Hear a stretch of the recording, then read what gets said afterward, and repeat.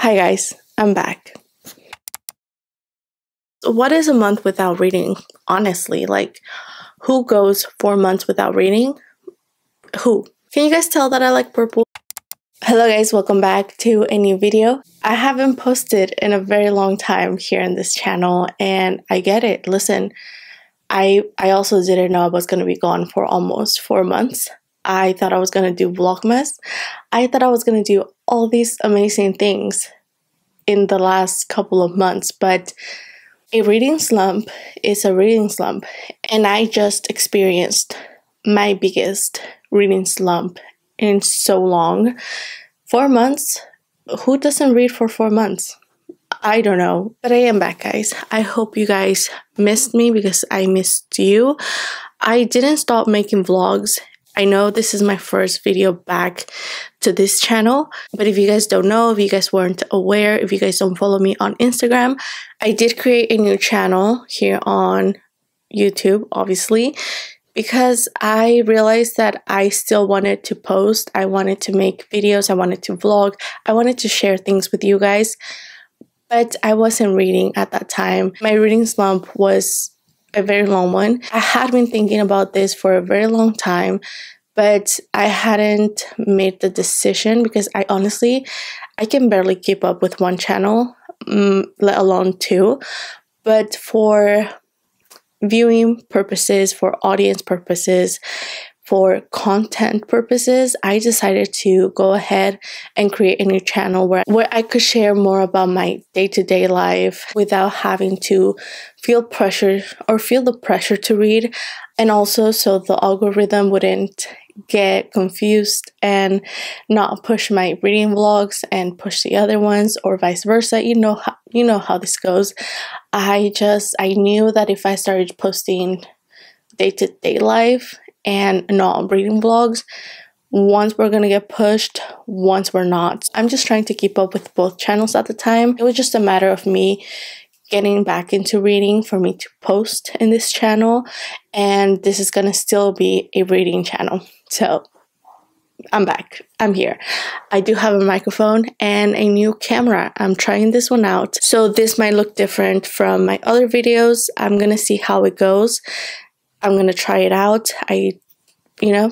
New learning experiences. So I do have a microphone, but I am gonna put it on my clothes because I don't want to hold it right now. It's gonna go right there, and I hope the audio is great. That was a very long intro. I always feel awkward making intros to videos because, how do you start talking about just books, I'm looking forward to this month because I feel like this is gonna be finally a good reading month for me, and I have a lot of books that I want to read.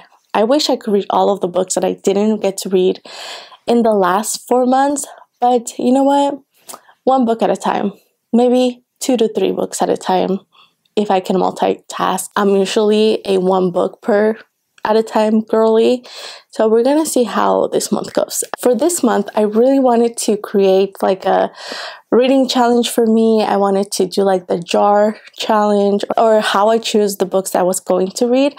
But something I've learned about myself is that I am a big mood reader, and even though I have a TBR set for the month, I will go out of my way to read another book, and it happens, Sometimes I feel fantasy, sometimes I feel romance, sometimes I feel, I don't know, science fiction. I never feel science fiction, but who knows, one day I might feel like reading a sci-fi book, and I will.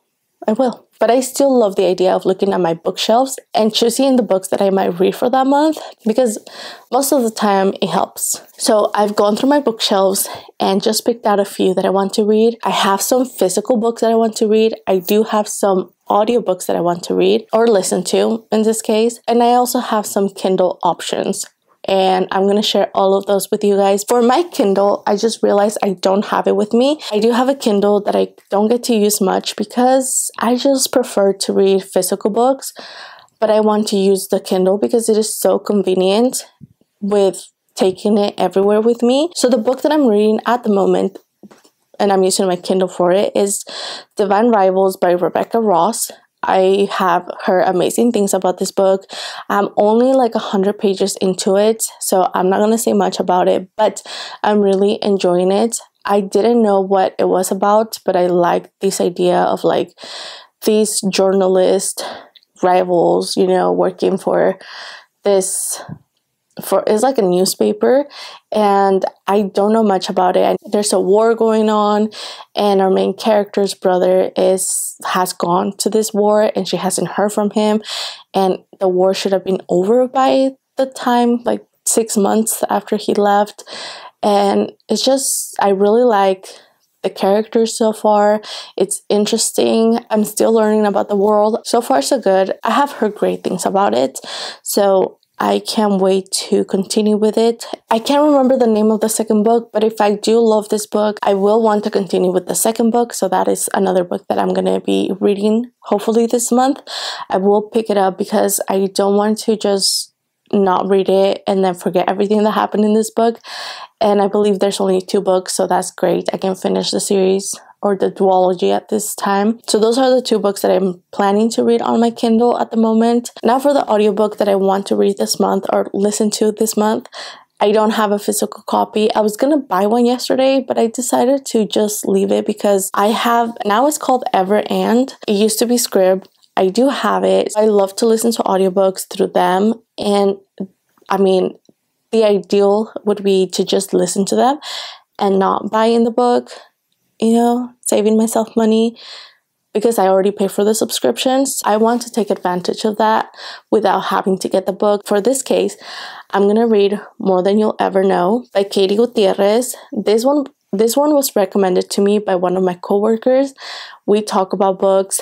She's the only one I can talk to about books because I know she's a big reader and she knows that I read, and every time we see each other, she's like, what are you reading now? Or I'm like, I'm reading this, and then she tells me what she reads, and we just talk about books and recommend each other books. She has been very shocked at the fact that I still haven't picked up a book, but she did recommend this one early this year, like in January. I plan on reading this book. She said that this book is about this woman that has 2 husbands. She married a husband here in the United States, and she has her husband back in Mexico. She's living like 2 different lives. I don't know if one of the husbands knows about the other, or, you know, like, I don't know why she married someone here. I'm looking forward to it. I also want to read more romance books, and those are the kind of books that I want to just listen to instead of picking up the book. I've heard things about just hockey romances in general. I haven't read one of them, and Icebreaker seems to be very popular. I might pick it up. I have it saved on my list. Maybe it happens, maybe it doesn't. I have no idea what this book is about. I just know that it's about hockey romance, and I think everyone is into that at the moment, so I want to check it out. This one is by Hannah Grace.